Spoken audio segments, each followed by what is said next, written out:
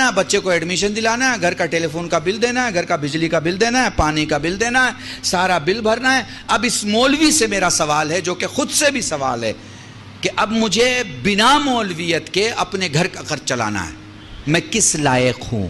اگر اس کا جواب ہے کہ میں کسی لائق نہیں ہوں تو یہ جواب صحیح نہیں ہے، چونکہ ایسا عالم اپنی قوم کو کھڑا نہیں کر سکتا جو خود کھڑا نہیں ہے۔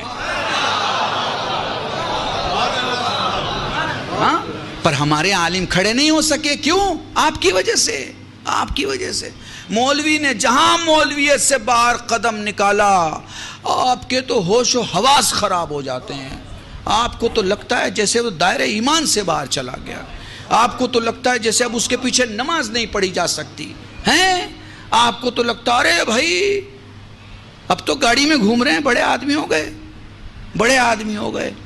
ارے بھائی کب چھوٹے آدمی کے پیچھے آپ نماز پڑھ رہے تھے جو آج وہ بڑا ہو گیا؟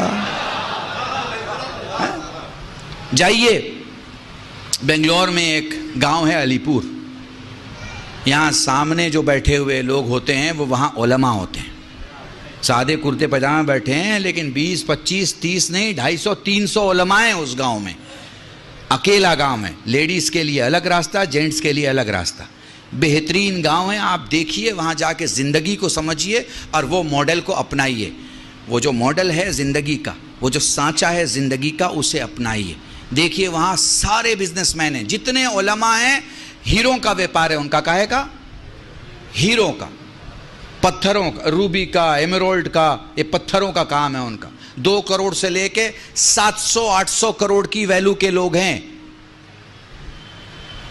محسوس کر پا رہے ہیں؟ بالکل ویسے ہی کھل کے داد دیتے ہیں جیسے